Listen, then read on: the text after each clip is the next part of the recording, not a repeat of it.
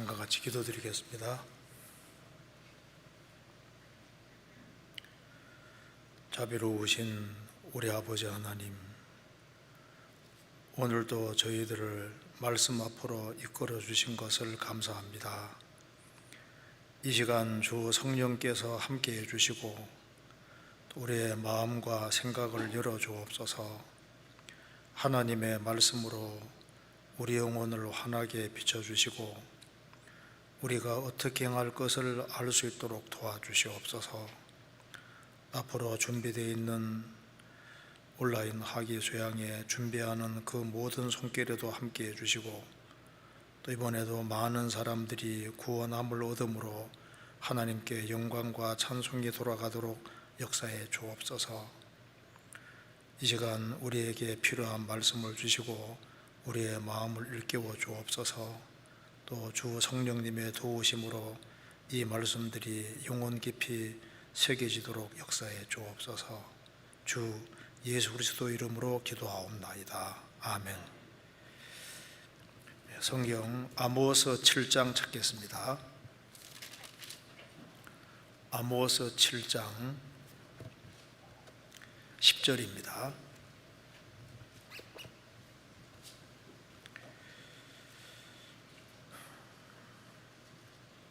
제가 읽겠습니다. 1281페이지입니다. 베델의 제사장 아마샤가 이스라엘 왕 여로보암에게 기별하여 가로되 이스라엘 족속 중에 아모스가 왕을 모반하나니 그 모든 말을 이 땅이 견딜 수 없나이다. 아모스가 말하기를 여로보암은 칼에 죽겠고 이스라엘은 정령 사로잡혀 그 땅에서 떠나겠다 하나이다 하고 아마샤가 또 아모스에게 이르되 선견자야 너는 유다 땅으로 도망하여 가서 거기서나 떡을 먹으며 거기서나 예언하고 다시는 베델에서 예언하지 말라. 이는 왕의 성소요 왕의 궁임이니라. 아모스가 아마샤에게 대답하여 가로되 나는 선지자가 아니며 선지자의 아들도 아니요 나는 목자여 뽕나무를 배양하는 자로서 양떼를 따를 때 여호와께서 나를 데려다가 내게 이르시기를 가서 내 백성 이스라엘에게 예언하라 하셨나니 이제 너는 여호와의 말씀을 들을지니라. 내가 이르기를 이스라엘에 대하여 예언하지 말며 이삭의 집을 향하여 경계하지 말라 하므로 여호와께서 말씀하시기를 내 아내는 성읍 중에서 창기가 될 것이요 내 자녀들은 칼에 엎드러지며 내 땅은 줄 띄워 나누일 것이며 너는 더러운 땅에서 죽을 것이요 이스라엘은 정령 사로잡혀 그 본토에서 떠나리라 하셨느니라. 거기까지입니다. 오늘 아모스 7장에 나와 있는 말씀 중에 10절 말씀을 중심으로 해서 말씀을 드려보도록 하겠습니다. 아모스 선지자는 남유다의 선지자입니다. 그런데 하나님의 보내심을 받아서 이제 북이스라엘에 가서 하나님 말씀을 증거했습니다. 그런데 이때가 바로 여로보암 2세 시대기 그 당시이기 때문에 북이스라엘이 육신적으로는 굉장히 번창하고 잘 돼가고 있는 상태였습니다. 그런데 이제 아모스가 와서 이스라엘 사람들이 받을 심판에 대해서 아주 적나라하게 얘기를 했던 겁니다. 그래서 여기에 10절에 때 베델의 제사장 아마샤가 우리가 잘 아는 대로 솔로몬이 죽은 이후에 이스라엘이 북이스라엘과 남유다 둘로 갈라졌고 북이스라엘의 왕이 되었던 여로보암이 베델과 단에 금송아지를 숭배하고 그리고 이제 하나님과 멀어지게 한 겁니다. 그리고 여기 이제 그 베델의 제사장이니까 아주 우상 숭배하는 총 우두머리라고 할 수 있습니다. 그래서 베델의 제사장 아마샤가 우상 숭배에 제일 앞장서는 사람이었을 겁니다. 아마샤가 이스라엘 왕 여로보암, 여기 여로보암 2세입니다. 기별하여 가로되 이스라엘 족속 중에 아모스가 왕을 모반하나니 그 모든 말을 이 땅이 견딜 수 없나이다. 아모스는 왕을 모반하는 것이 아니지 않습니까? 그런데 그런 식으로 나쁘게 고발을 하면서 그 아모스의 말 때문에 그 모든 말씀을 이 땅이 견딜 수 없나이다. 견딜 수 없는 말을 한다는 겁니다. 아모스가 말하기를 여로보암은 칼에 죽겠고 이스라엘은 정령 사로잡혀 이 땅에서 그 땅에서 떠나겠다 하나이다. 이스라엘은 이제 무서운 심판을 받게 된다고 얘기를 했다는 겁니다. 그래서 이제 그 12절에 아마샤가 또 아모스에게 이르되 선견자야 너는 유다 땅으로 도망가여 가서 거기서나 떡을 먹으며 거기서 예언하고 너는 남유다 사람인데 왜 굳이 여기에 와서 예언하냐. 다시는 베델에서 예언하지 말라. 우상의 본산지에 와서 이제 하나님 말씀을 예언하니까 베델에서는 예언하지 마라. 그러니까 이제 아모스가 아마샤에게 대답하여 가로되 나는 선지자가 아니며 선지의 아들도 아니요 나는 목자요 뽕나무를 배양하는 자라는 겁니다.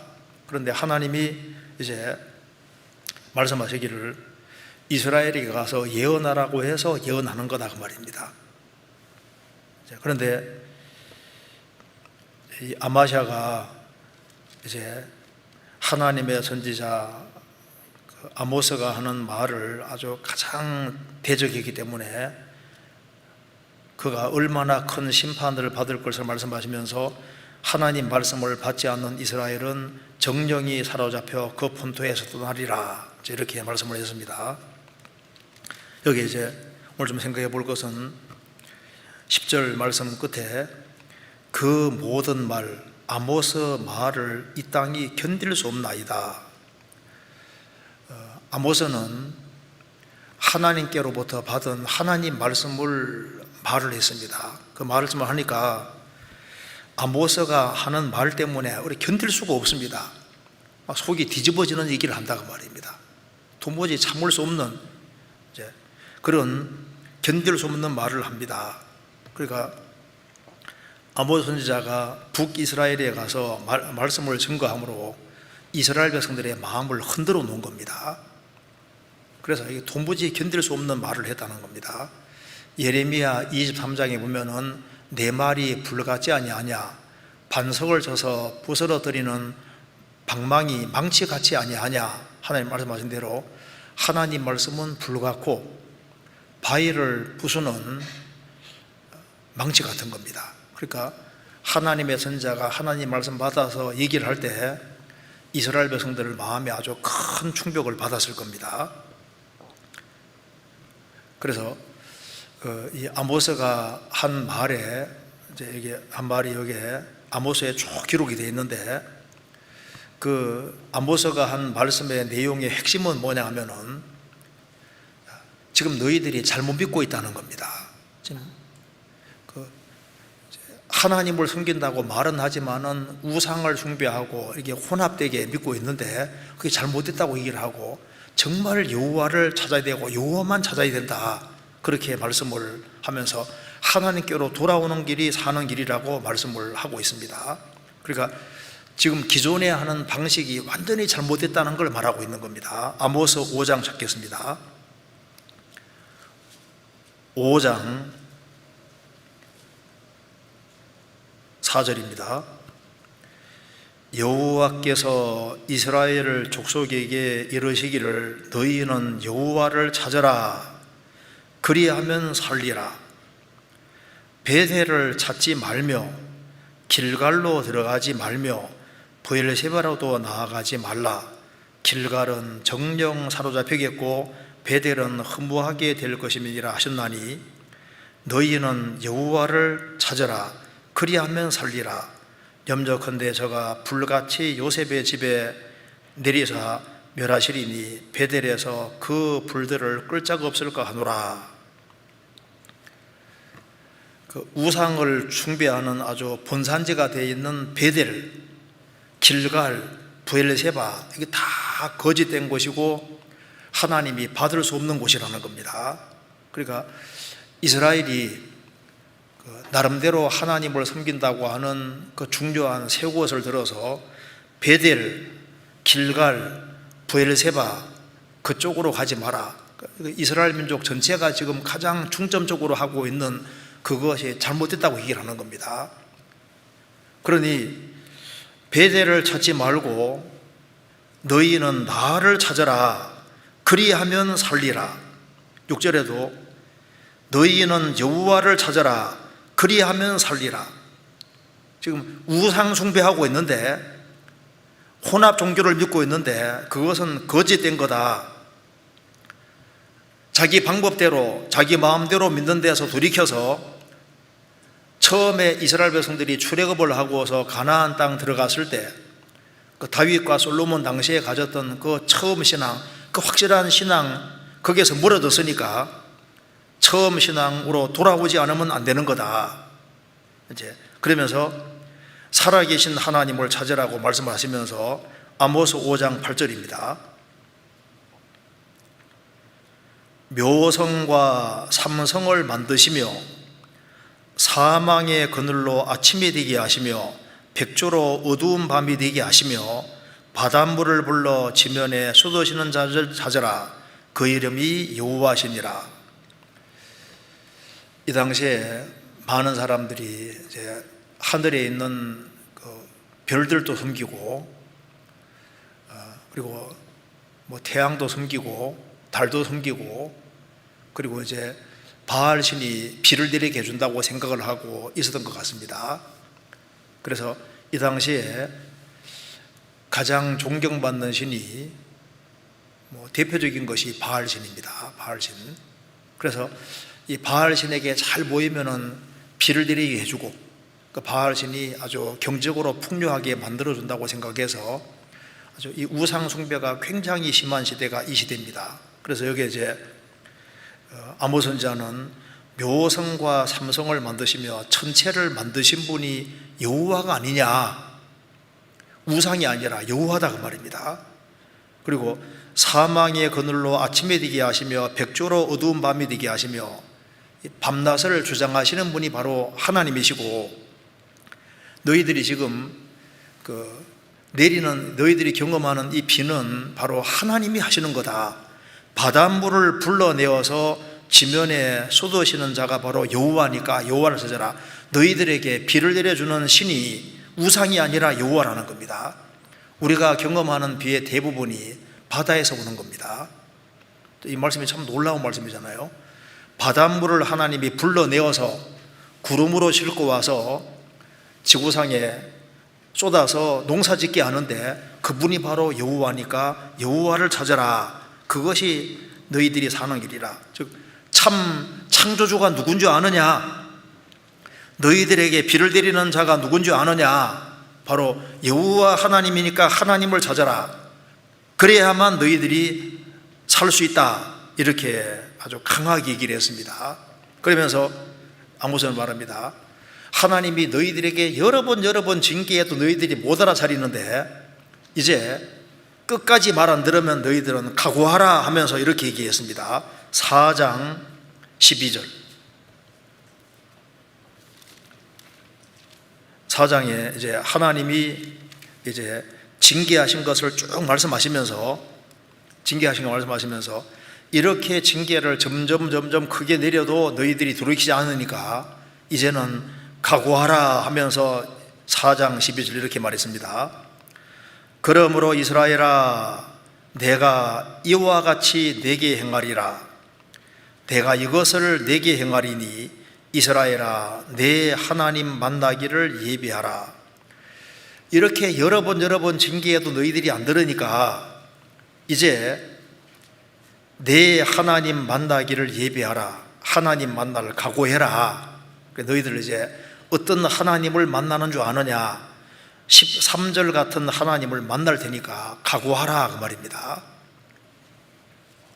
하나님 말씀을 끝까지 불순종하는 사람은 결국은 이런 하나님을 만나게 된다는 겁니다. 13절에 대저 산들을 지으며 바람을 창조하며 자기의 뜻을 사람에게 보이며 아침을 어둡게 하며 땅의 높은 데를 밟는 자는 그 이름이 만군의 하나님 여호와니라.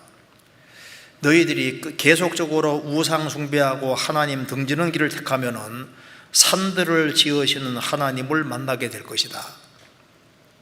자, 평지의 하나님이 아니라 산들을 만드시는 하나님, 그러니까 사방이 계속 막히게 한다는 겁니다. 이제 힘들게 한 곱이 넘어갔는데 보면 또 산이 또 있는 거예요. 이스라엘이 말을 안 들으면 안 들을수록 점점 하나님이 큰 태산 같은 걸 앞에 두셔서 이스라엘이 아주 고달프고 힘들게 만드신 겁니다. 산들을 지으시는 하나님을 만날 것이고 바람을 창조하는 하나님을 만나게 될 것이다. 환란의 바람입니다. 불순종의 길을 걸어가면은 하나님께서 환란의 바람을 창조해서 이스라엘이 계속 얻어지게 만드는 그 하나님을 만나게 될 것이다. 그리고 자기의 뜻을 사람에게 보이며, 그러니까 불순종의 길을 걸어갈 때는 하나님이 선자를 보내도 계속 책망하는 말만 보내지 않습니까? 너희들 이제 심판받을 각오해라. 더 무서운 심판이 남아있다. 이제 이렇게 하나님께서 알려주시는 겁니다. 그리고 아침을 어둡게 하시며, 불순종의 길을 걸어가면 이제 캄캄함을 만나게 되고 인생이 아주 비참하게 되는 거예요. 아주 어두운 인생이 된다 그 말입니다. 땅의 높은 데를 밟는 자는 그 이름 밟는 자니, 말 안 들으면 아주 밟히는 인생이 되게 하는 겁니다.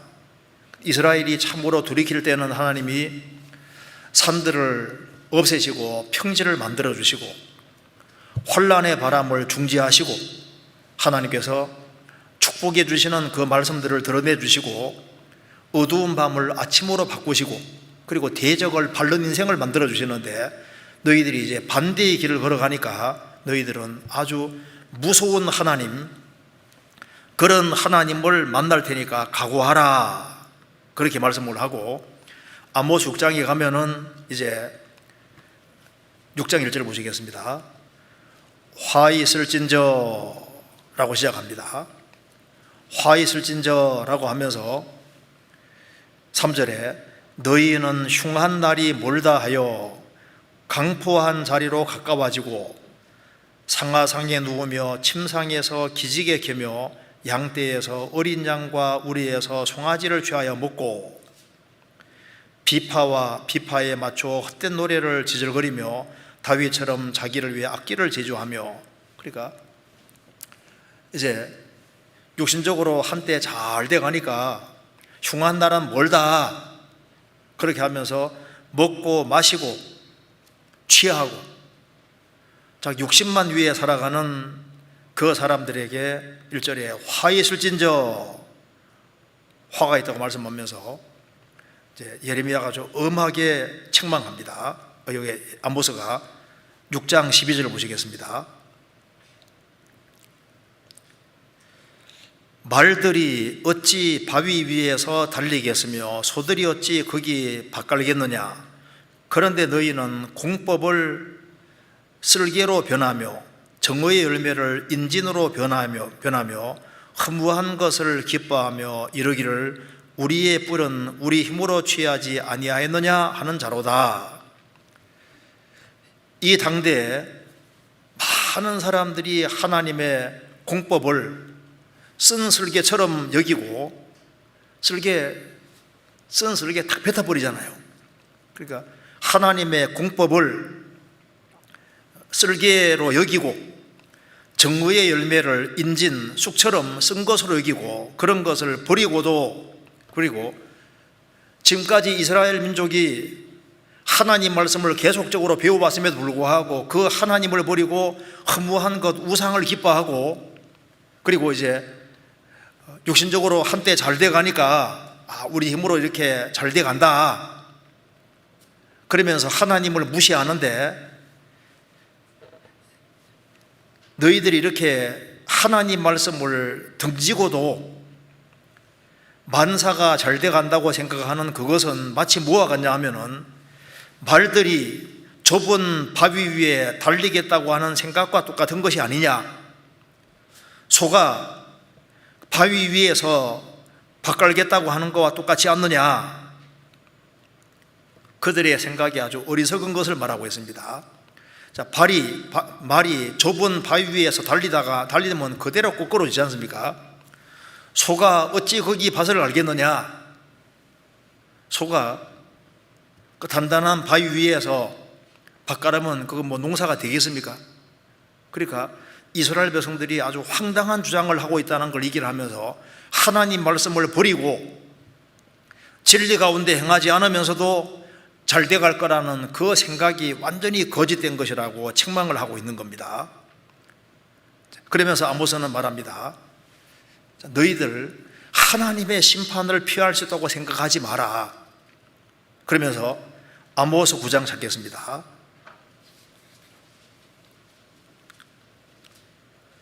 9장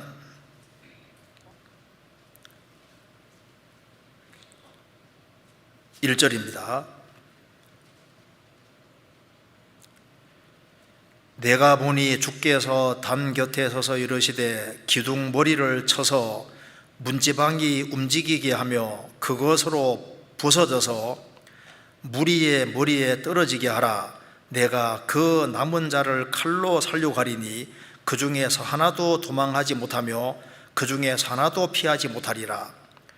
저희가 파고 음부에 들어갈지라도 내 손이 거기에서 취하여 낼 것이요 하늘로 올라갈지라도 내가 거기에서 취하여 내릴 것이며 갈멜산 꼭대기에 숨을지라도 내가 거기에서 찾아낼 것이요 내 눈을 피하여 바다 밑에 숨을지라도 내가 거기에서 뱀을 명하여 물 것이요 그 원수 앞에 사로잡혀 갈지라도 내가 거기에서 칼을 명하여 살려가게 할 것이라. 내가 저희에게 주목하여 화를 드리고 복을 드리지 아니하리라 하시니라. 하나님 말씀하십니다. 자, 너희들이 하나님의 심판을 피하기 위해서 저 파고 땅속 깊이 음부에 들어갈지라도 내가 잡아낼 것이고 너희들이 하늘로 올라갈지라도 내가 그게 취해 내릴 것이고 갈멜산 꼭대기에 산에 몰래 숨어도 내가 잡아낼 것이고 네 눈 피해서 저 바다 밑에 숨어들어도 바다 밑에 있는 뱀을 명해서 물게 할 것이다. 아무도 절대 하나님의 심판을 피하지 못할 것이다. 이제 하나님이 너희들을 주목하고 있는데 화를 드리고 복을 드리지 아니하시리라. 너희들에게 남은 것은 재앙밖에 없는 거다. 아주 그렇게 아주 엄하게 경고를 하고 있습니다. 바다 밑에 실제로 뱀이 많이 삽니다. 한 60종류 이상의 뱀이 사는데 하나같이 맹독성이라고 하잖아요. 맹독성. 아모스는 뽕나무 배양하는 사람으로 바다 속에 들어가 본 적이 없는 사람입니다. 근데 너희들이 저 바다 밑에 숨어들어도 바다 밑에 있는 뱀을 명해서 물게 할 것이다. 아모스가 하나님 말씀을 이야기를 하는 겁니다. 그래서 아모스 9장 9절입니다. 결론적으로 이렇게 말합니다. 9절에 내가 명령하여 이스라엘 족속을 만국 중에서 체질하기를 곡식을 체질함 같이 하려니와 그 한 알갱이도 땅에 떨어지지 아니하리라. 내 백성 중에서 말하기를 화가 우리에게 미치지 아니하며 임하지 아니하리라 하는 모든 죄인은 칼에 죽으리라. 하나님께서 곡식을 체질하는 것처럼 이제 이스라엘을 체질하는데 그 중에서 알갱이라면은 즉 이런 하나님의 재앙의 소리를 듣고서 참으로 돌이켜서 하나님의 생명을 얻은 알갱이는 하나도 땅에 떨어지지 않을 것이다. 단 하나님 말씀을 무시하는 사람, 우리에게 자신들이 곁길로 가면서도 아무 일도 안 생길 거라고 생각하는 그 모든 죄인은 칼에 죽을 것이고 유일하게 누가 살아남느냐? 알맹이, 한 알갱이, 하나님의 생명을 얻은 사람은 하나님께서 살리실 것이다. 그래서 아모스가 쭉 얘기를 하면서 이스라엘 백성들이 아주 근본적으로 잘못했다고 얘기를 하고 있습니다. 그래서 너희들은 절대 심판을 피할 수 없으니까 사는 길은 참으로 돌이켜서 여호와께 돌아오라. 그래서 알갱이가 되고, 알갱이라면 하나님께서 한 알갱이도 땅에 떨어지지 않을 것이다. 알갱이는 정확히 하나님께서 건져줄 것을 말씀했습니다. 그래서 이제 아모스가 이런 식으로 말을 하니까 여기 아모스 7장 10절에 베델의 제사장 아마샤가 여로보암 2세 왕에게 기별해서 아모스가 하는 그 모든 말을 이 땅이 견딜 수 없나이다. 우리가 믿고 있는 이게 근본적으로 잘못됐다고 하니까 그 도무지 막 견딜 수가 없습니다. 그걸 막 너무나도 싫어하고 참지 못해 한다 그 말입니다. 그래서 오늘 견딜 수 없는 말씀을 아모스가 하고 있는데, 이 견딜 수 없는 말씀이란 이 제목으로 좀 말씀을 드려보겠습니다. 우리 시대는 완전히 잘못돼 가고 있는 시대입니다. 왜냐하면 우리 시대에 많은 사람들이 하나님 말씀을 있는 그대로 얘기를 하면 견딜 수 없어 하거든요. 그래서 뭘 원하냐면 부드러운 말을 해주기를 원하는 겁니다. 항상 사회가 타락할수록 지적받는 걸 싫어하거든요. 성경 이사야 30장입니다. 이사야 30장 8절. 이제 가서 백성 앞에서 서판에 기록하며 책에 서서 후세에 영영이 있게 하라. 대저 이는 패역한 백성이요 거짓말하는 자식이요 여호와의 법을 듣기 싫어하는 자식이라. 그들이 선견자에게 이르기를 선견하지 말라. 선지자에게 이르기를 우리에게 정직한 것을 보이지 말라. 부드러운 말을 하라. 거짓된 것을 보이라. 너희는 정도를 버리며 척경에서 돌이키라. 이스라엘의 거룩하신 자로 우리 앞에서 떠나시게 하라 하는도다. 북이스라엘도 그렇고 남유다도 그렇습니다. 타락의 길을 걸어갈 때 선견자들이 선견을 할 때 하나님 말씀을 있는 그대로 얘기하면서 너희들 앞으로 이렇게 될 거다. 그러면 빨리 알아차리고 돌이켜야 되는데 선견하지 마라. 앞으로 벌어질 일을 미리 얘기해 주면 얼마나 좋아요. 그런 얘기 듣기 싫다는 겁니다. 선지자에게 이르기를 우리에게 정직한 것을 보이지 말라. 부드러운 말을 하라. 2번 밑에 혹 아첨하는 귀에 듣기 좋은 소리 하라 그 말입니다. 부드러운 말을 하라. 거짓된 것을 보이라. 너희는 정도를 버리며 척경에 돌이키라. 이스라엘의 거룩하신 자로 우리 앞에서 나게 하라. 하나님도 필요 없고 너희들도 필요 없고 너희들 지금 바른 길을 걸어간다 하는데 너희들도 그거 다 버리고 우리처럼 살아라고 얘기를 하는 겁니다. 우리 시대의 특징이 어떻습니까? 선견하지 마라. 정직한 것을 보이지 말라. 부드러운 말을 하라. 거짓된 것을 보이라. 그래서 우리 시대에 신학 중에서 그 번영신학이라는 게 있습니다. 번영신학. 예수 믿으면 육신적으로 축복을 받는다. 그래서 육신적으로 만사가 형통하고 잘 돼가는 그런 얘기를 해줄 때 많은 사람들이 몰려갑니다. 그래서 자존심을 세워주는 긍정적인 자아, 그래서 사물을 긍정적으로 생각하게 만들고 자존감을 높여주는 설교, 심리적으로 위안해주는 설교, 이제 그런 것들을 사람들이 좋아하고 정직하게 있는 그대로 이야기하는 걸 싫어하는 거예요.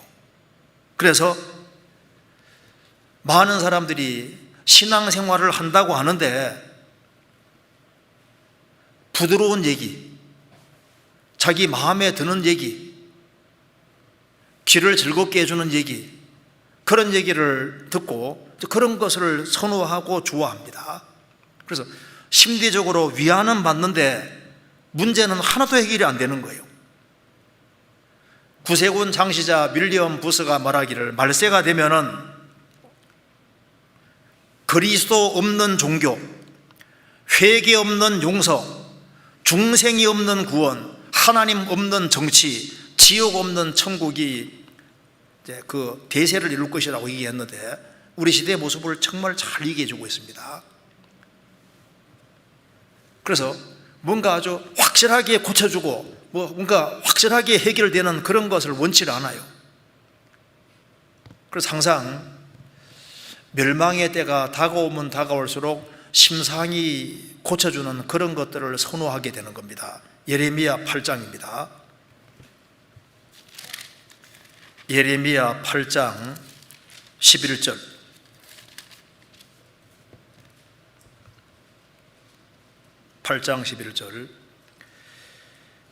그들이 딸 내 백성의 상처를 심상히 고쳐주며 이르기를 말하기를 평강하다 평강하다 하나 평강이 없도다.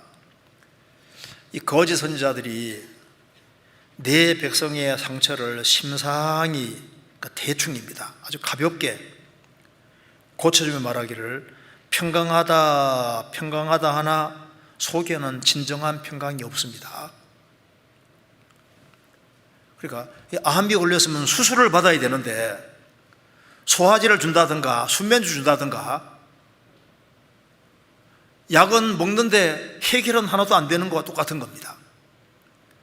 에스겔 13장에서는 거짓 선지자는 황무지에 있는 여우 같다고 말씀하셨습니다. 황무지에 있는 여우니까 얼마나 탐욕스럽고 먹는 것밖에 생각 안 할 거 아니에요. 그래서 사람이 잘못된 계획을 세우면 그건 틀렸다고 얘기해야 되는데 잘못된 계획을 세울 때 회를 칠해주면서 잘 돼갈 거다, 잘 돼갈 거다 축복해 준다 그 말입니다. 에스겔 13장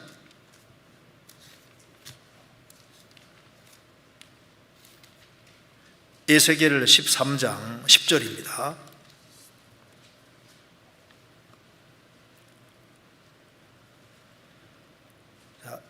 이렇게 칠 것은 그들이 내 백성을 유혹하여 평강이 없으나 평강이 있다미라. 혹이 담을 쌓을 때 그들이 회치를 하는도다. 거짓 선지자들이 내 백성을 유혹하여 평강이 없으나 평강이 있다 함이라. 속에 평강은 없는데 평강하다 평강하다. 혹이 담을 쌓을 때 하나님과 관계없는 계획을 세울 때 그 말입니다. 하나님과 관계없는 계획을 세울 때 그게 잘못된 것이라고 지적을 해야 되고 그걸 무너뜨려야 되는데 거기에다가 회까지 딱 칠해주는 거예요. 잘 돼갈 거라고. 그래서 사람들은 뭘 원하냐면은 부드러운 말, 아첨하는 말, 그런 말을 좋아하고, 그래서 견딜 수 없는 말을 하는, 하나님 말씀을 있는 그대로 얘기를 하면은 막 속에서 막 문제가 생기거든요. 견딜 수 없어 하는 겁니다. 예수님이 이스라엘 땅에 오셔서 이스라엘 민족이 잘한다 해줬으면 예수님이 왜 십자가에 못이 박히겠습니까? 예수님은 이 세상의 행사를 악하다고 말씀하셨습니다. 너희들 근본적으로 잘못됐다고 얘기했기 때문에 예수님이 배척을 받으시게 된 겁니다. 그러니까 예수님 말씀을 견뎌하지 못했기 때문에 이스라엘 대다수가 결국은 예수님을 십자가에 못을 받고 배척을 하잖아요. 성경 요한복음 7장입니다.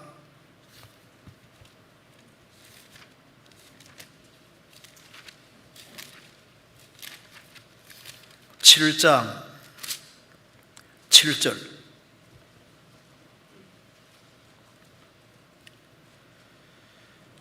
세상이 너희를 미워하지 못하되 나를 미워하나니 이는 내가 세상의 행사를 악하다 증거함이라. 예수님 말씀했습니다. 세상이 너희를, 예수님 동생들에게 하는 말씀입니다. 세상이 너희를 미워하지 못하되 나를 미워하나니 이는 내가 세상의 행사를 악하다 증거함이로라. 예수님이 예루살렘에 올라가서 성전을 청결케 하실 때 책찍 들고 내 집은 만민의 기도하는 집이라고 책망하시면서 막 내쫓았습니다. 너희들이 이 성전 만민이 기도하는 집을 강도의 구례로 만들었다. 그러면서 이스라엘이 지금 믿고 있는 것 자체가 근본적으로 잘못됐다고 얘기를 하니까 유대 종교가들이 그 말씀을 견딜 수 없어서 반감을 가지고 유대인들을 선동해서 예수님을 배척하게 되는 겁니다. 그래서 오늘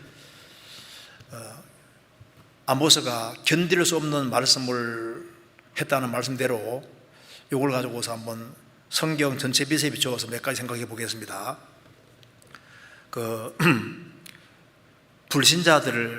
불신자들이나 종교가들이 견디지 못해야 하는 그 말씀들, 그걸 좀 몇 가지 생각해 보고, 이제 성도라고 하는데 신앙생활을 좀 이렇게 잘 못하는 사람들이 견디지 못해야 하는 말씀들이 있거든요.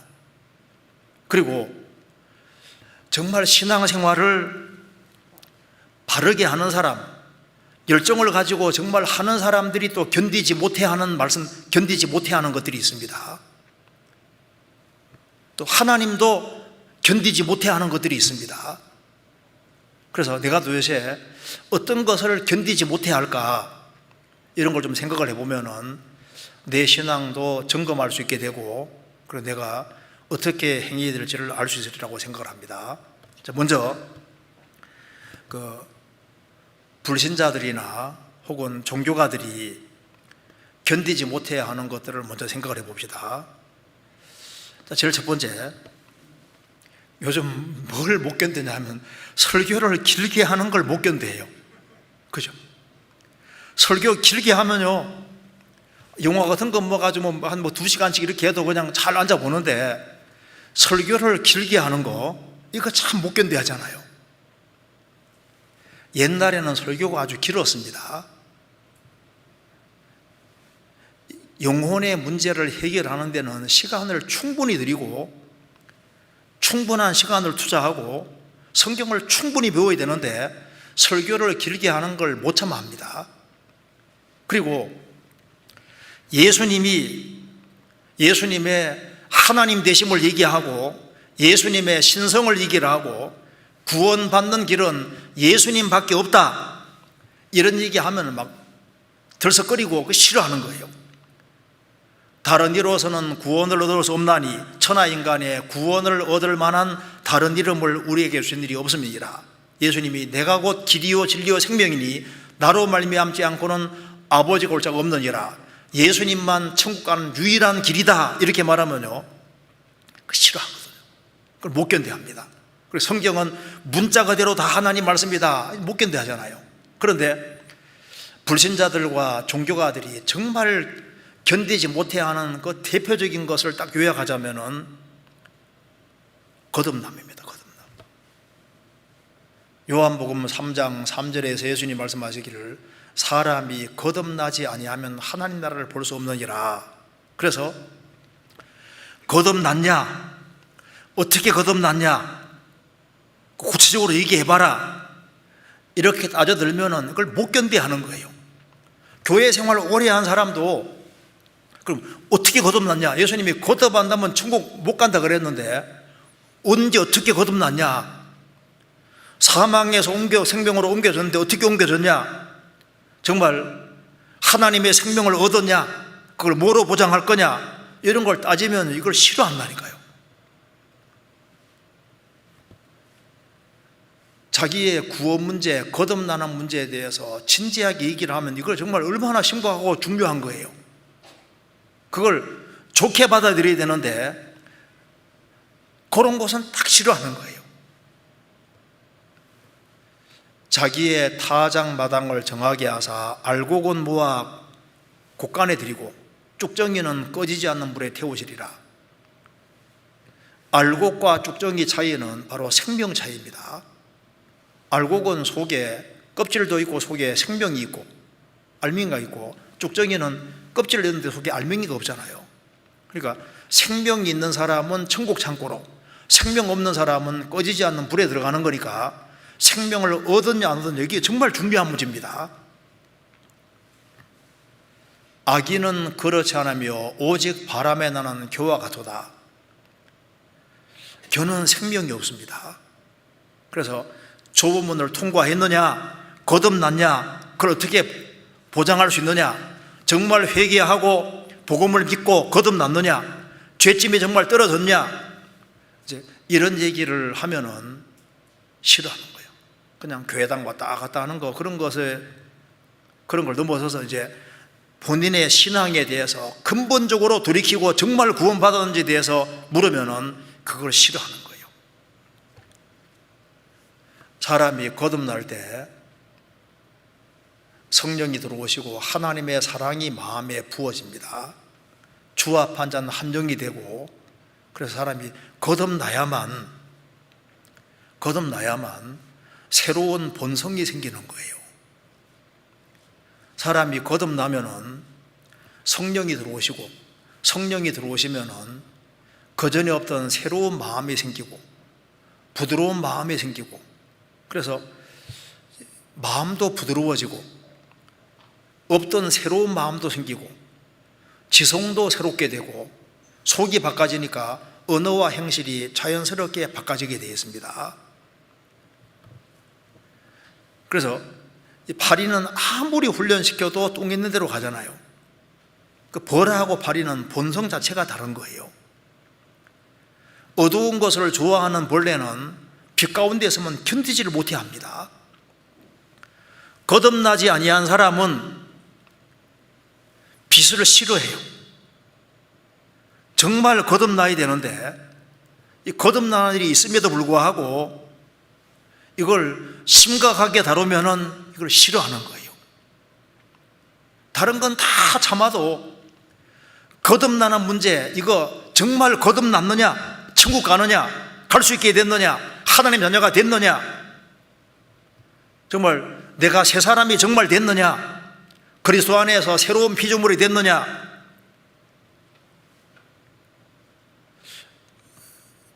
그런 것을 구체적으로 얘기를 하면은 좋아해야 되는데 견딜 수 없어 합니다.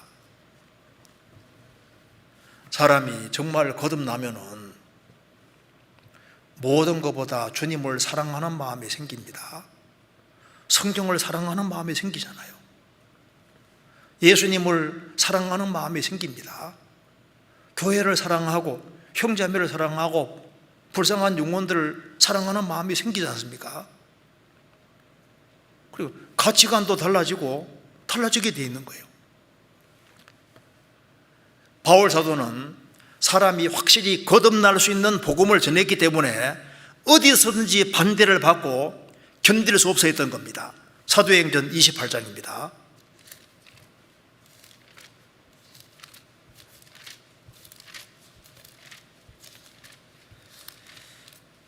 28장 22절.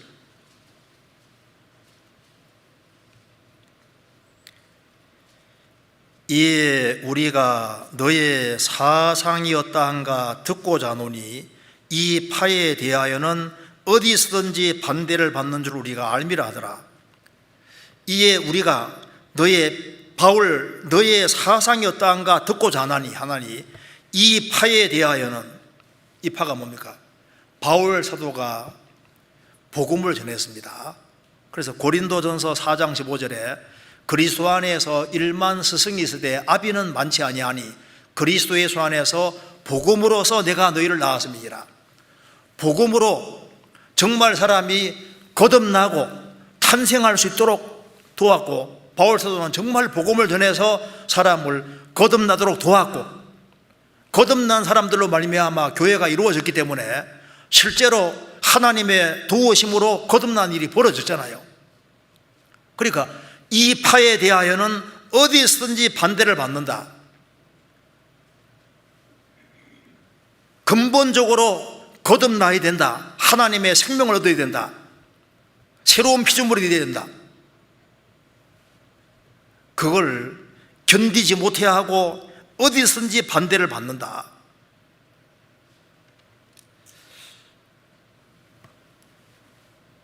가인과 아벨이 있는데 하나님이 아벨을 받으니까 가인이 견딜 수 없어 했습니다. 나도 하나님께 열심히 했는데 나는 안 받아주고 아벨을 받아주니까 속에서 견딜 수 없어서 아벨을 쳐 죽이지 않습니까? 에서와 야곱인데 하나님이 야곱을 받으시니까 에서가 죽이려고 했습니다. 못 견뎌 하잖아요. 갈라디아서 4장 29절에 그러나 그때 육체를 따라 난 자가 성령을 따라 난 자를 핍박한 같이 이제도 그러하도다. 과거에도 그렇고 초대교회 당시에도 그렇습니다. 육으로 난 자가 거듭난 사람 보면은 못 견디 하는 겁니다. 성경 잠언 30장 찾겠습니다.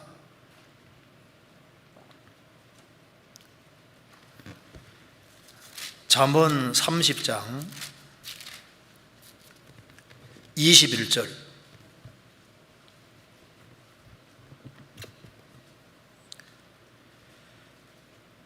땅을 진동시키며 세상으로 견딜 수 없게 하는 것 서너시 있나니 곧 종이 임금된 것과 미련한 자가 배부른 것과 꺼림을 받는 계집이 시집간 것과 계집종이 주모를 이은 것이니라.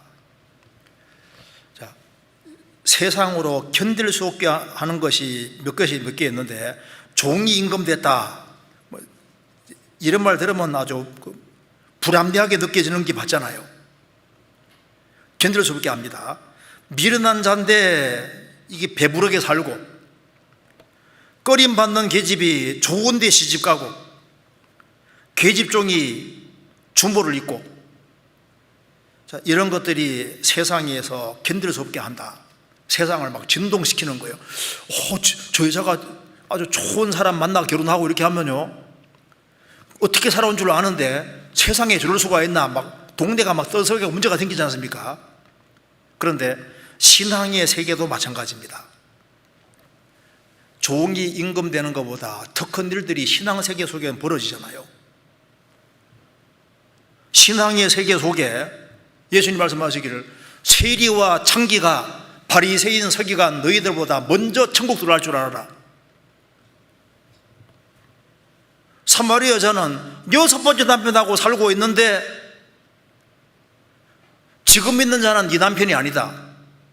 진짜 남편이 예수님이잖아요. 6번째 남편하고 살고 있는 사람이 구원을 받아서 그리스도의 신부가 되는 이런 일이 벌어지니까 세상에 이럴 수가 있냐 그 말입니다. 간음하다가 현장에 잡힌 여인이 구원을 받고 십자가에 배 죽고 가던 강도 얼마나 죄를 많이 지었겠습니까? 덜컥 구원받아서 천국 들어가고 예수님 만왕의 왕이시니까 구원받은 사람 왕이 되는 거잖아요. 그러니까 이런 일보다 더 큰 일들이 신앙의 세계 속에서는 벌어지고 있습니다. 어제까지 죄졌던 사람이 갑자기 구원받았다. 평생 교회 생활하는 사람이 구원이고 거듭나는 게 뭔지 모르는데 신앙생활 안 하는 사람이 갑자기 구원받아서 천당 간다 그러고 하니까 세상에 이럴 수가 있나. 그러니까 난 거듭났고 천국 가고 좋아한다고 하면 좋아하는 게 아니라 속에서 못 견디하는 거예요. 그래서 여기에 성경에서 사람이 천국 가는 것은 무엇을 해서 갈 수 있는 것이 아니라 하나님의 생명을 받아 거듭나야 가는 거지 않습니까? 거듭나는 거기 때문에 뭘 해서 거듭나는 게 아닙니다. 그걸 사람들은 이해를 못해 하는 거예요.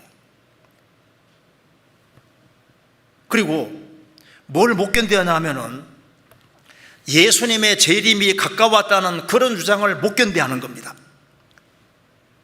정말 예수님의 재림이 얼마나 가까워졌는데 재림에 대해서 강조하면은 그걸 그렇게 싫어하고 미워하는 거예요. 성경에 이스라엘에 대한 미래의 계획이 있습니다. 그래서 이스라엘이 성경대로 회복되고 역사가 성경대로 흘러간다는 걸 얘기하면 이스라엘 얘기를 하면서 그렇게 싫어하는 사람도 있거든요. 대체 신학을 받아들이는 사람은 이스라엘에 대한 축복은 다 교회로 넘어갔기 때문에 이스라엘의 미래 축복은 없다고 하는데 아닙니다. 너희는 자꾸 왜 이스라엘 얘기를 하느냐? 이스라엘에 대한 미래 계획이 있으니까, 성경대로 회복됐으니까 그런 얘기를 아주 싫어하는 사람들도 있습니다. 지금 예수님의 재림이 정말 가까운데, 예수님의 재림이 가까운, 우리 날과시는 몰라도 그 재림이 가까웠다는 걸 얘기를 하면은 대비하고 자기가 구원받으면 되는데 그 얘기를 하는 거 싫어하는 거예요. 마르틴 루터는 말했습니다. 그 사람이 진실한 크리스찬이라고 하면서도 그리스도의 재림을 사모하지 않는다면은 당신은 정말 크리스찬이라고 자랑할 수 있겠느냐? 자랑할 수 없을 것이다. 신랑 되신 예수님이 다시 오신다는 건 얼마나 흥분되고 좋은 것이겠습니까? 그리고 예수님의 재림이 가까이 왔다는 걸 말할 때 얼마나 좋은 거예요. 재림 얘기를 하는 거 싫어합니다. 그리고 뭘 못 견뎌하냐면은 천국이 진짜 있고 지옥이 있다 이런 말하면 못 견뎌하는 거예요. 지옥에 대해서 얘기를 할 때 구원을 받으면 될 텐데 구원받는 건 싫고 지옥에 대한 얘기를 싫어합니다. 잠시 후에 죽는 것이 사실이고 지옥 들어가는 것이 현실인데 그 이야기를 못 견뎌하는 거예요.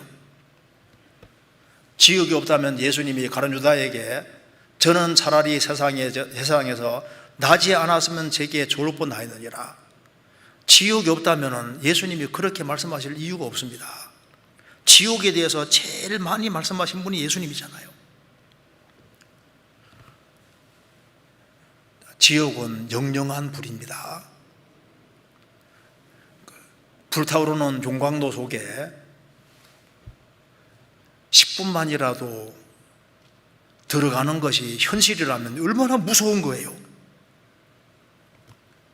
성경은 영영한 불을 얘기를 하고 있습니다. 거기에서 1시간, 2시간 있는 것이 아니고 영원한 지옥을 얘기를 하고 있는데, 영원한 지옥을 얘기를 하면 거기서 빨리 건진받을 생각해야 되는데 그걸 탁 마음 맞고 싫어하는 거예요. 지옥은 없다, 천만의 말씀입니다. 고통이라는 프로그램을 하나님이 만들어 놓으신 거예요. 그리고 죄와 고통은 연결되어 있도록 되어 있습니다. 그래서 이 세상에서 우리 시대 보세요. 죄를 마음대로 짓는 시대인데 죄를 많이 지으면 지을수록 거기에 대해서 엄청난 고통이 뒤에 기다리고 있는데 왜? 고통 자체를 만들어 놓으신 분이 하나님이신 거예요. 그 영원한 지옥이 있는데 그 지옥이 현실이라는 것을 그대로 얘기를 하면은 그 싫어하는 거예요. 그걸 못 견뎌합니다. 왜 자꾸 좋은 얘기만 하지 그렇게 지옥 얘기 자꾸 하냐고. 예수님이 지옥에 대해서 제일 많이 말씀하셨습니다. 마태복음 25장 찾겠습니다.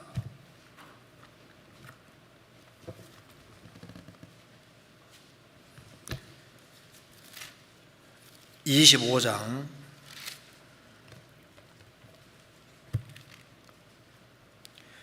34절.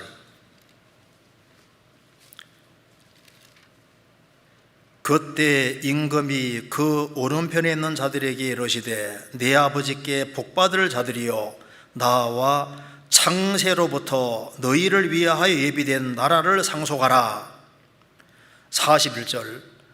또 왼편에 있는 자들에게 이르시되 저주를 받은 자들아 나를 떠나 마귀와 그 사자들을 위하여 예비된 영영한 불에 들어가라. 46절. 저희는 영벌에 의인들은 영생에 들어가리라 하시니라.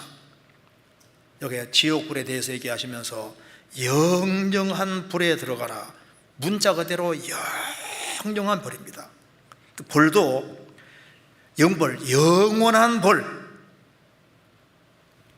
영원한 불이 있고 영원한 불이 있는데 정말 우리 시대에 지옥이 실제이기 때문에 지옥에 대해서 정말 많은 얘기를 해야 되고 지옥에 대해서 경각심을 갖도록 하고 지옥에서 정말 건진받도록 해야 되는 겁니다. 그런데 우리가 행한 일에 대해서 영원한 상을 준다고 하는 것에 대한 박수치면서 우리가 잘못 행한 것에 대해서 영원한 벌을 받는다면 싫어하잖아요. 그래서 그 지옥에 대해서 얘기를 하면 그렇게 사람들이 못 견뎌합니다. 그리고 여기에 그 다음에 이제 좀 더 생각을 좀 해봅시다. 성도라고 하는 사람들 중에 신앙이 흐려지는 사람들이 견딜 수 없어 하는 걸 생각을 해봅시다. 구원은 받았다고 하는데 신앙이 흐트러져 있는 사람, 그런 사람 중에 견딜 수 없어 하는 말씀들 중에 가장 첫 번째로 들 수 있는 것이, 예수님이 너 구원받았으면은 예수님이 너의 주인이다, 너 인생의 주인이 주님이시다, 이렇게 말하면 그렇게 못 견뎌하는 거예요. 나 구원해 준 건 좋은데 내 인생의 주인 되는 거 그건 싫다는, 그런 말 하면 싫어하거든요. 니 왜 구원받았다는데 니 멋대로 살아가냐, 니 왜 네 인생의 주인이 왜 네가 돼 있냐, 이거 하면 싫어합니다. 우리가 구원받을 때 구원받은 즉시 예수님을 주인으로 딱 받은 거예요. 주인으로. 성경 골로새서 2장입니다.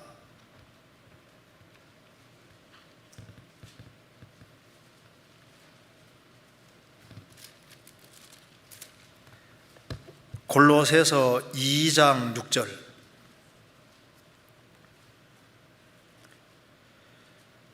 그러므로 너희가 그리스도 예수를 주로 받았으니 그 안에 생하되 그 안에 뿌리를 박으며 세움을 입어 교훈을 받은 대로 믿음에 굳게 서서 감사함을 넘치게 하라. 그러므로 너희가 그리스도 예수를 주로 받았으니, 구원을 받을 때 주와 판단 한정이 됐고 구원받은 즉시 예수님을 주인으로 받은 겁니다. 로마서 1장 6절에 말한 대로 너희도 그들 중에서 예수 그리스도의 것으로 부르심을 입은 자니라. 구원받은 즉시 소유권이 바뀐 거예요. 예수 그리스도의 것으로. 고린도전서 6장 19절에는 너희는 너희 것이 아니라 값으로 산 것이 되었으니 그런즉 너희 몸으로 하나님께 영광 돌리라. 구원받았을 때 주님이 피를 값주고 샀기 때문에 너희는 너희 것이 아니다, 예수 그리스도의 것이 됐고 주인이 바뀐 거예요. 그래서 구원을 받은 사람은 우리 중에 누구든지 자기를 위하여 사는 자가 없고 자기를 위하여 죽는 자도 없도다. 우리가 살아도 주를 위하여 살고 죽어도 주를 위하여 죽나니 그러므로 사나 죽으나 우리가 주의 것이로다. 우리는 주의 것이고, 구원받은 사람은 자기의 머리가 바로 주님이시다, 그 말입니다.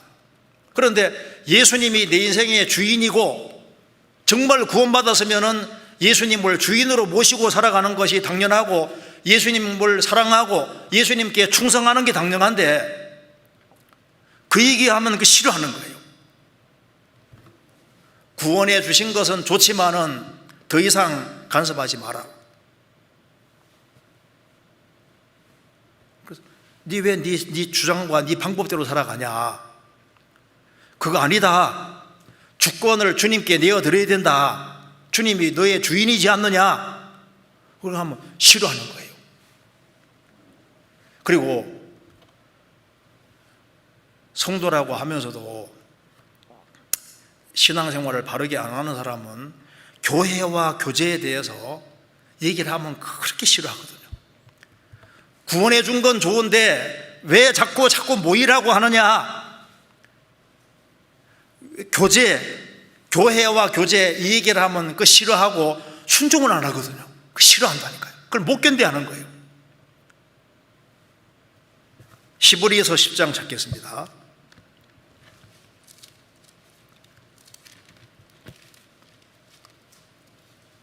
(10장) 23절.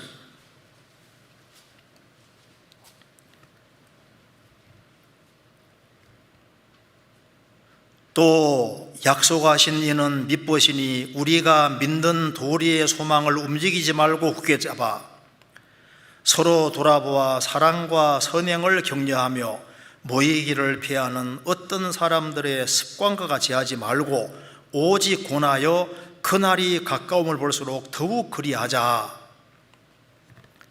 모이기를 더 힘쓰자고 성경에서 말씀했는데 우리 시대에 참 라오디게아 교회 시대입니다. 라오디게아는 백성을 기쁘게 하는 자라 그런 뜻이잖아요.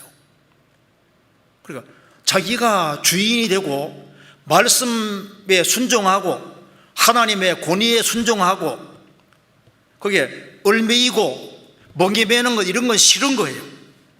그래서 순종하고 복종하는 것은 싫어합니다.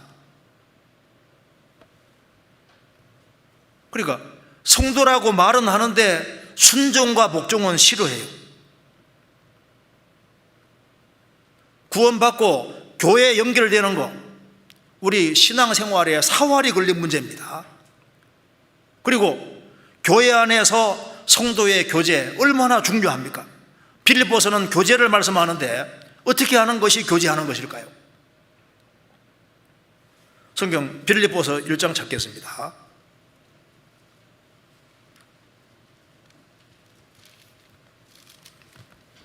빌립보서 1장 5절.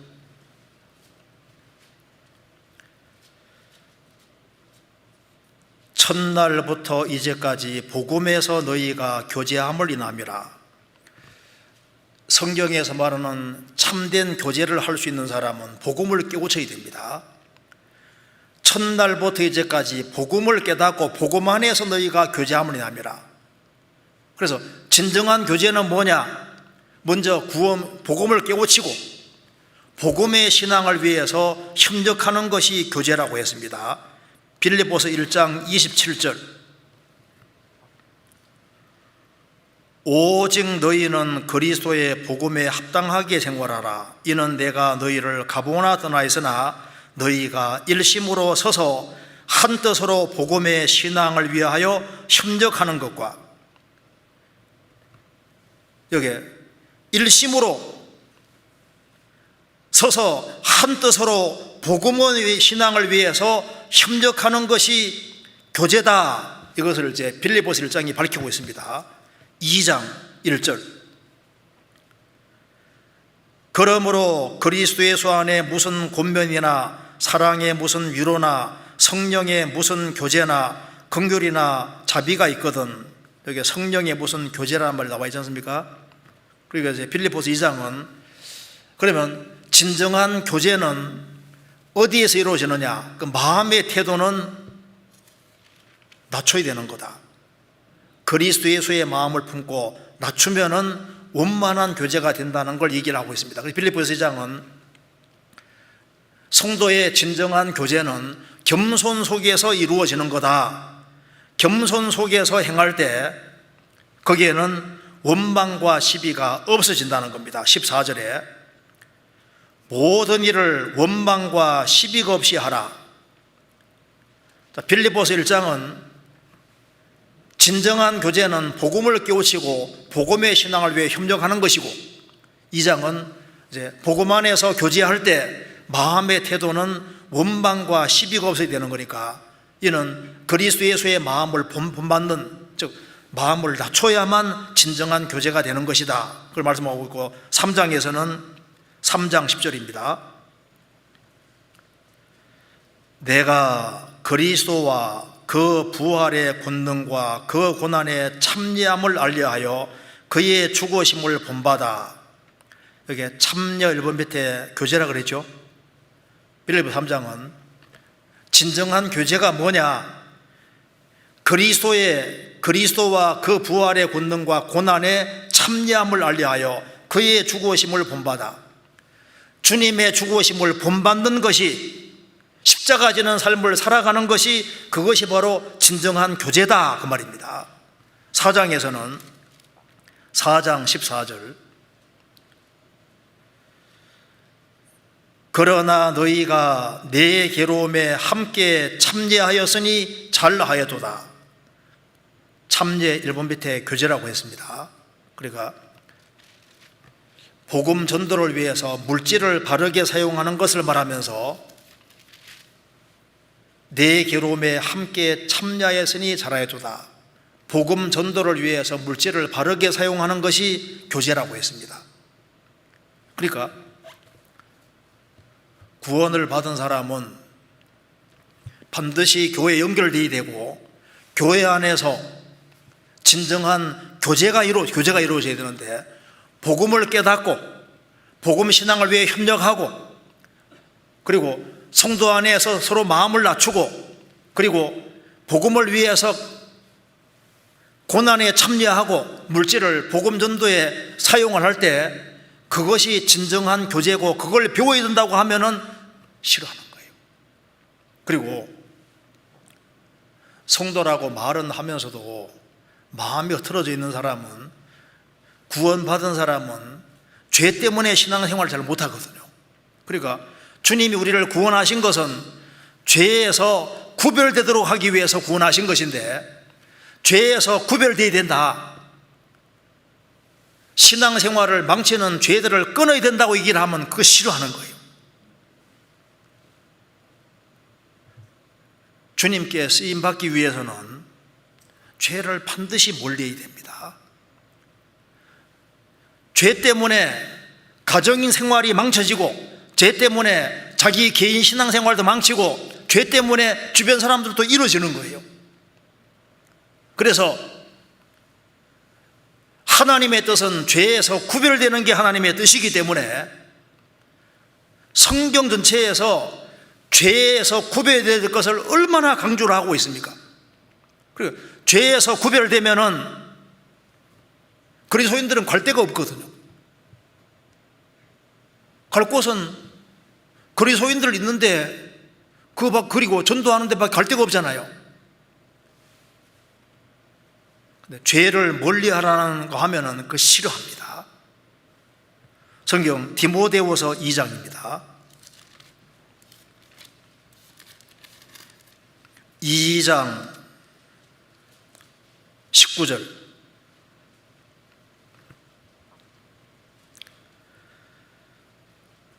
그러나 하나님의 견고한 터는 섰으니 인침이 있어 일러서되 주께서 자기 백성을 아신다 하며 또 주의 이름을 부르는 자마다 불의에서 떠날지어다 하였느니라.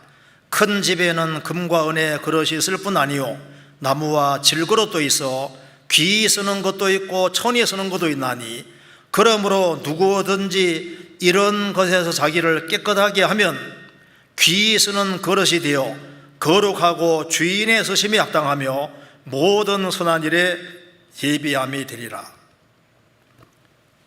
주님은 자기 백성을 아십니다. 주의 이름을 부르는 자마다 누구든지 불의에서 떠날지어다.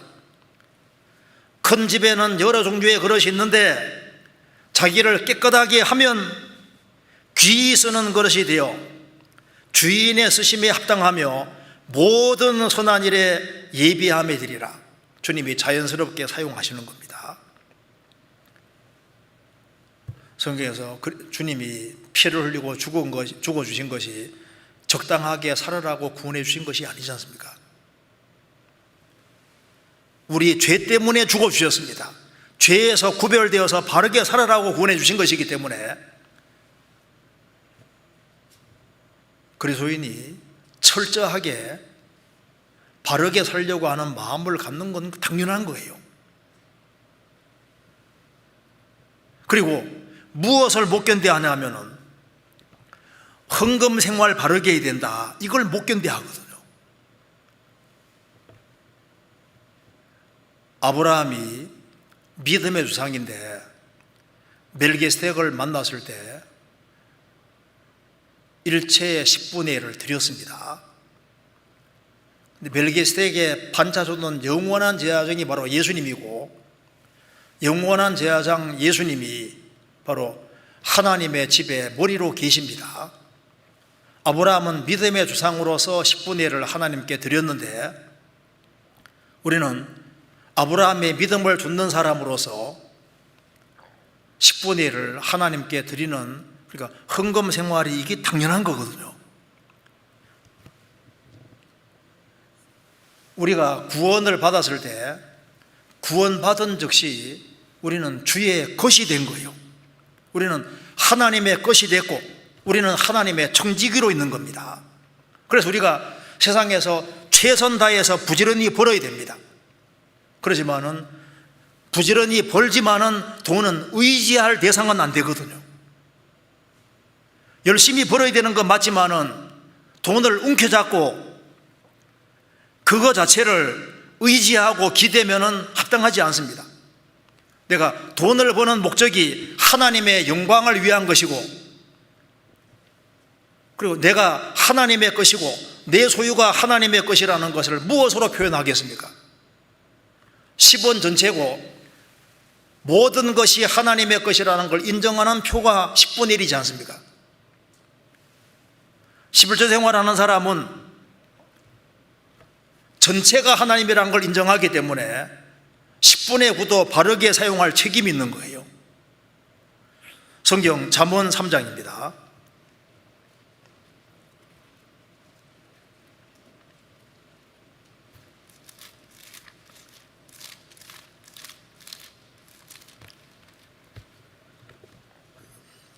(3장) 9절. 내 재물과 내 소산물의 처음 익은 열매로 여호와를 공경하라. 그리하면 내 창고가 가득히 차고 내 즙틀에 새 포도즙이 넘치리라. 내 재물과 소산물의 처음 익은 열매로 여호와를 공경하라. 이스라엘은 7개의 절기가 있는데 그 중에서 3개의 절기는 예루살렘에 모이도록 되어 있습니다. 거기 전부 다 추수기와 관계가 되어 있는데 6월절은 6월절 무교절 기간에 하나님 앞에 모입니다. 그때가 보리를 수확할 때입니다. 보리 수확해서 하나님 앞에 가져가는 거예요. 그 다음에 오순절에는 이제 밀 농사가 지어진 겁니다. 밀을 가지고서 하나님 앞에 가는 거예요. 그 다음에 초막절, 수장절은 가을에 이제 과일을 거두어서, 과일 추수기이기 때문에 과일을 거두어서 하나님께 가져가는 겁니다. 그래서 뭐든지 소득이 생길 때 먼저 하나님께 드리는 것을 배우도록 하겠습니다. 그리하면 내 창고가 가득히 차고 내 즙틀에 새 포도즙이 넘치리라. 물질 생활을 바르게 하는 걸 배워야 되는데, 우리가 이번에 코로나19를 통해서 전국에 그 구원받은 식구들이 참 물질 생활을 바르게 잘하고 있지 않습니까? 그걸 보면은 정말 신앙생활을 바르게 하려는 사람들이 굉장히 많다는 걸 알 수 있습니다. 그래서 우리가 열심히 벌어서 이스라엘 백성들이 출애굽을 할 때 많은 재물을 이끌고 나왔는데 그 하나님이 주신 거예요. 그걸 이용해서 성막을 지었습니다. 다윗 시대 때 하나님이 크게 역사해 주셔서 많은 전리품이 생기니까 그걸 통해서 솔로몬 성전을 지었잖아요. 우리에게 하나님 물질을 주시는 이유는 그 물질을 통해서 하나님이 보이지 않는 역사를 위해서 사용하도록 주님이 벌게 해주시는 겁니다. 그래서 물질을 바르게 사용하는 것을 반드시 배워야 되는데, 성경 고린도후서 9장 7절에 하나님은 즐겨내는 자를 사랑하신다고 했습니다. 왜 하나님이 즐겨내는 자를 사랑하실까요? 그 이유가 있습니다.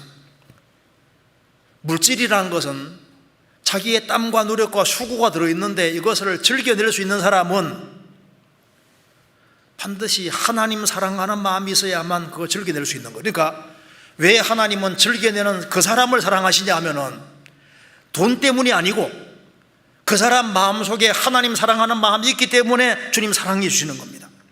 그리고 즐겨내는 사람은 하나님 중심으로 살고 있다는 분명한 증거이기 때문에 사랑하시는 거예요. 먼저 그의 나라와 그의 일을 구한다는 그 표현이 물질을 드리는 것으로 나타나기 때문에 주님 사랑하시는 겁니다. 구원에 감격과 감사가 있는 사람은 물질을 아까워하지 않거든요. 그리고 주님께서 그걸 기뻐하시는 거예요. 영혼을 사랑하는 마음이 있고 성도를 사랑하는 마음, 영혼을 사랑하는 마음이 있으니까 물질을 드리니까 주님이 그 마음 보시고 기뻐하시는 거예요. 땅에 소망이 있는 자가 아니라 하늘에 소망이 있는 사람이라는 것을 그대로 표현하는 것이기 때문에 그래 주님이 기뻐하시는 거예요. 그런데 성도라고 말은 하면서도 마음이 흐트러져 있는 사람은 그런 헌금 생활 바르게 해야 된다 하면요, 그거 그 시키려 하거든요. 그리고 희생하고 수고하는 걸 배워야 된다. 자기 십자가를 지고 주님 우리에게 은혜 주신 것은 다만 그를 믿을 뿐 아니라 그를 위하여 고난도 받게 하십니다. 아무든지 나를 따라오려거든 자기를 부인하고 날마다 자기 십자가 지고 나를 쫓을 것이니라. 날마다 자기 십자가를 지고 나를 쫓으라고 주님 말씀하셨는데 그 주님 말씀을 별로 대수롭지 않게 생각하거든요. 그래서 구원을 받은 사람이 정말 구원을 받았다고 하면서도 이렇게 신앙생활이 흐트러져 있는 그런 사람은 점검할 필요가 있습니다. 그리고 주변 성도들에 대해서, 주변의 불신자들의 영혼에 대해서 책임이 있다는 말을 하면 싫어하거든요. 가인이 내가 아우를 지키는 자이니까 말한 대로 우리의 신앙생활의 모습이 주변 사람에게 책임이 있다. 한 사람 영혼이 구원받으면 30명, 60명, 100명이 구원받고 너와 내 집이 구원받도록 되어 있기 때문에 구원받은 사람이 하나님 일하러 죽으면 열매를 많이 맺는데 편한 대로 살아가면 많은 사람이 이루어지는 거다. 성도에게 책임이 있다. 이런 말을 하면 싫어하거든요. 왜 책임이 없겠습니까? 우리가 신앙생활을 바르게 하고 못하는 것에 따라서 주변 사람이 이루어질 수 있다는 사실을 얘기할 때 그걸 왜 싫어합니까? 지금 열린 세상에 살고 있기 때문에 그리스도인들이 자기를 주님 앞에서 굴복시키면은 훨씬 더 많은 사람들이 구원될 수도 있습니다. 만일 그리스도인들이 자기 편한 대로 살지 아니하고 이 성경 말씀대로 자기 십자가를 지고 고난받는 길을 택하고 살아가면은 주님이 지금보다 훨씬 더 큰 역사를 나타낼 수 있습니다.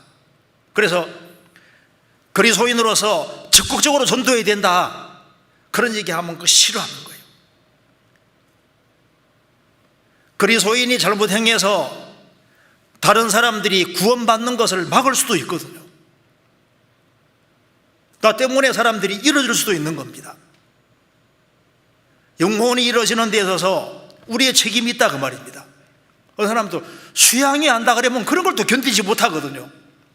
이 코로나 시대에 또 수양회를 해야 되냐 싫어하는 사람이 있습니다.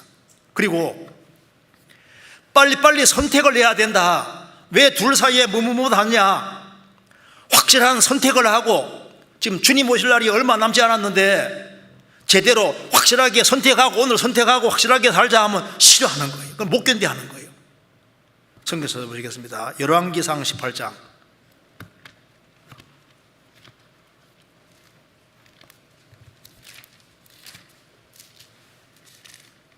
18장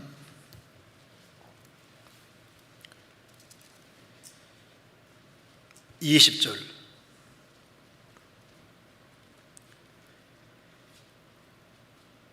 아합이 이에 이스라엘 모든 자손에게 보내어 선지자들을 갈멜산으로 모으니라. 엘리야가 모든 백성에게 가까이 나아가 이르되 너희가 어느 때까지 두 사이에서 머뭇하려느냐. 여호와가 만일 하나님이면 그를 쫓고 바알이 만일 하나님이면 그를 쫓을지니라 하니 백성이 한 말도 대답하지 아니하는지라. 너희가 어느 때까지 두 사이에서 머뭇하려느냐. 여호와가 만일 하나님이면 그를 쫓고 바알이 만일 하나님이면 그를 쫓을지니라. 여호와가 하나님이라면 여호와를 빨리 쫓아야 되는 거예요. 우리가 양다리를 거칠 수는 없습니다. 영원을 위해서 확실하게 선택을 하고 살아야 됩니다. 빛과 어둠 사이에서 결과는 명백하기 때문에 하나님 쪽을 택하고 예수님 쪽을 택해야 되는 거예요.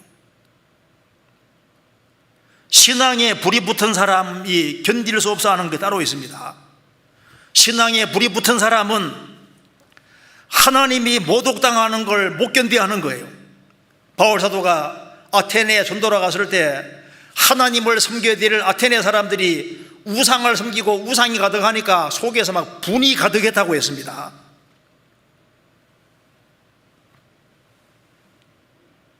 영혼에 불이 붙어 있는 사람, 그런 사람들은 복음을 멸망당하는 사람을 보고 견딜 수 없어 하는 겁니다. 이 사람들을 어떻게 건질고, 우리는 보고 들은 것을 말하지 아니할 수 없다. 멸망당하는 영혼을 봤을 때 이걸 얘기 안 할 수 있겠냐 그 말입니다. 여기 예레미야 20장입니다.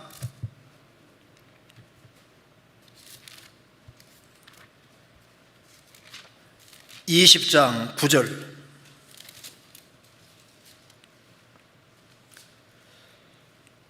팔 절 9절 제가 읽겠습니다.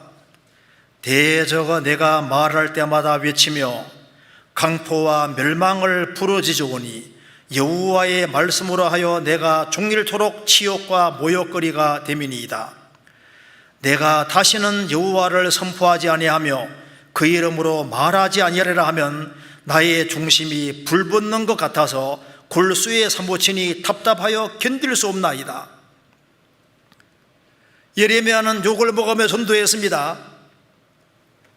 그런데 망하도록 내버려둘 수는 없잖아요. 그러니까 내가 다시는 여호와를 선포하지 아니하며 그 이름으로 말하지 아니하리라 하면 나의 중심이 불붙는 것 같아서 골수에 사무치니 답답하여 견딜 수 없나이다.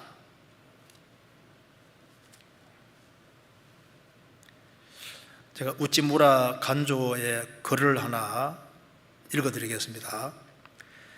예수님을 생각하고 나는 나의 가난함도 슬프지 않고 남의 부유함도 부럽지 않나니 예수님을 생각하고 나는 오직 감사한 마음이 넘칠 따름이라. 예수님을 생각하고 나는 몸의 혼란도 괴롭지 않고 그 행복도 사모하지 않나니 예수님을 생각하고 나는 오직 평강과 만족이 있을 따름이라.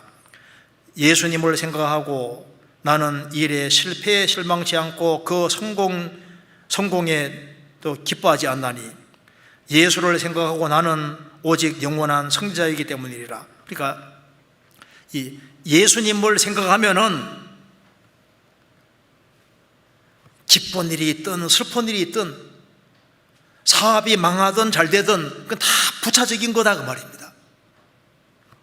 그래서 내가 도대체 어떤 것을 견디지 못해 하는지를 생각할 필요가 있습니다. 하나님을 견딜 수 없게 하는 것이 있습니다. 그게 바로 뭐냐면 죄입니다. 죄가 지구상에 꽉 차면은 하나님이 간섭을 안 할 수가 없는 거예요. 지금 우리 시대 보세요. 죄가 꽉 차오르는 시대인데 하나님이 불신자를 향해서는 죄가 꽉 차오르는 걸 견디지 못해 하시고, 믿는다고 하는 사람은 양다리 걸치면은 그걸 주님이 견딜 수 못해 하는 겁니다. 이사야 1장입니다. 이사야 1장 11절.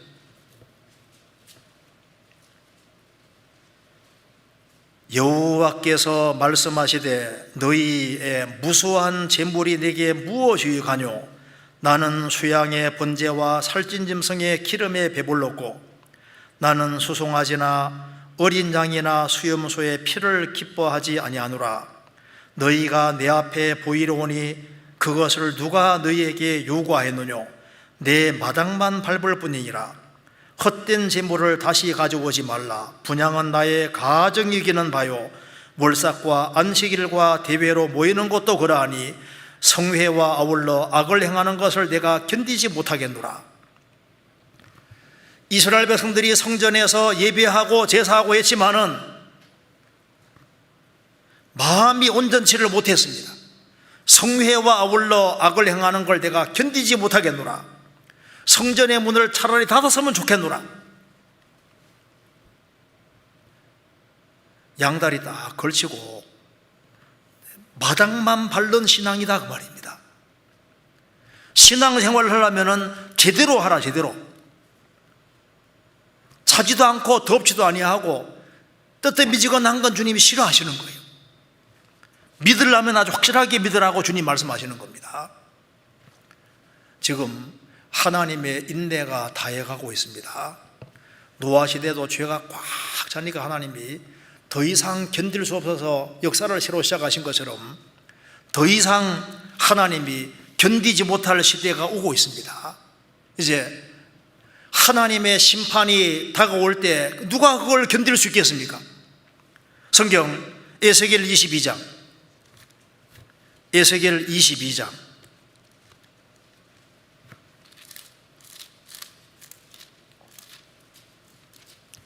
14절. 내가 내게 보응하는 날에 내 마음이 견디겠느냐? 내 손에 힘이 있겠느냐? 나 여호와가 말하였으니 이룰지라. 내가 내게 보응하는 날에 내 마음이 견디겠느냐? 네 힘이, 내 손에 힘이 있겠느냐? 하나님이 심판을 하실 때 그걸 인간이 견딜 수가 있을까요? 아모스가 하나님의 선지자로서 하나님 말씀을 전했을 때 그 아모스 말을 받아들였으면 얼마나 그 행복이 될까요? 사도행전 2장에 베드로 사도가 전도할 때 그 말을 받는 사람들이 마음에 찔려서 어찌할꼬 하고 회개하고 3,000명이 구원받습니다.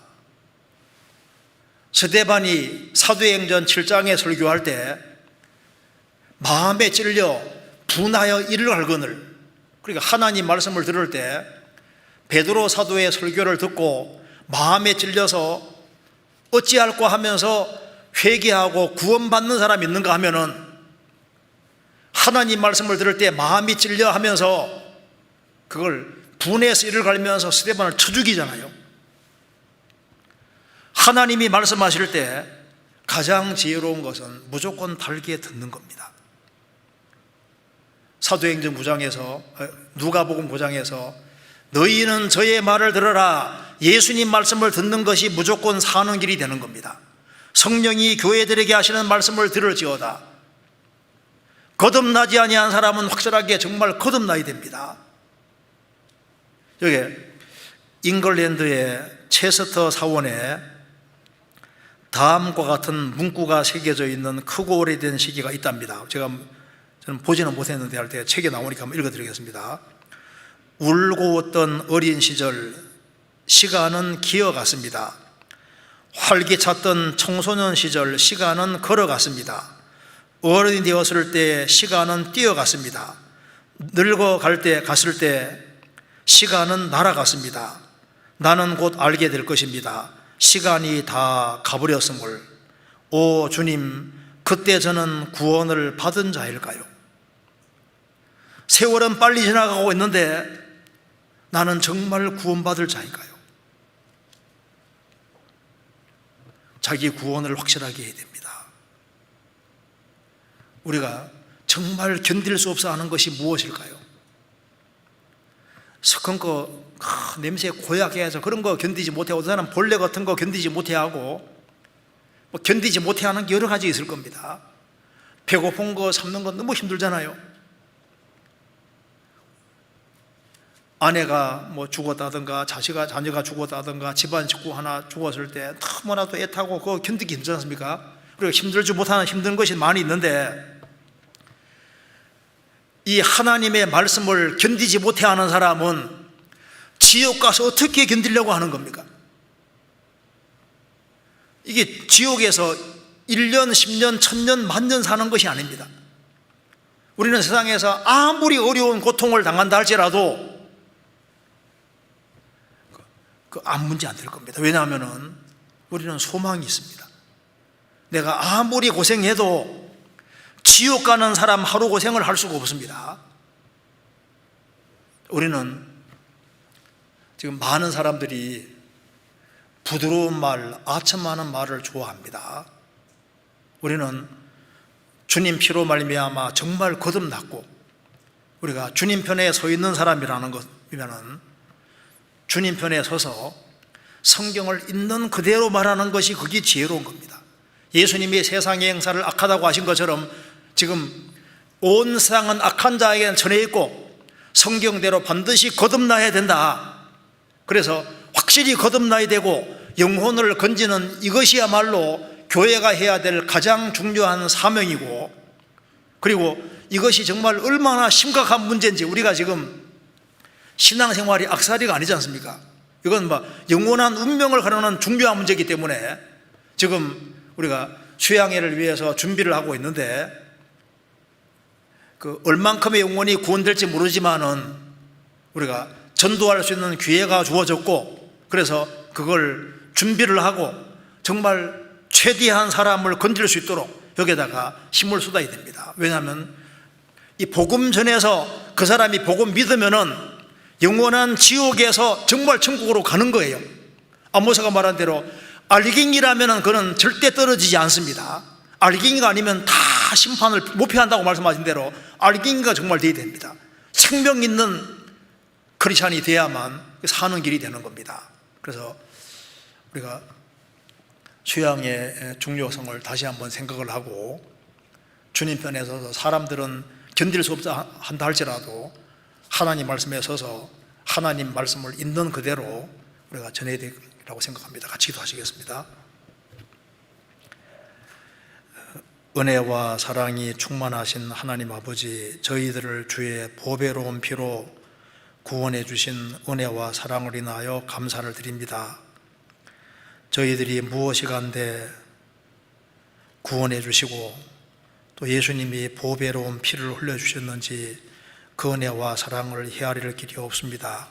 우리의 마음을 일깨워 주시고 주님 중심으로 생을 살 수 있도록 도와주시고, 주님께서 맡기신 일을 잘 감당하고 주님 앞에 설 수 있도록 역사해 주옵소서. 학예수양에 준비하는 그 모든 손길에도 함께 해주시고 불쌍한 영혼들을 주님 품으로 많이 인도할 수 있도록 역사해 주시고 우리 모두를 귀하게 사용해 주옵소서. 우리 구주 예수 그리스도 이름으로 기도하옵나이다. 아멘.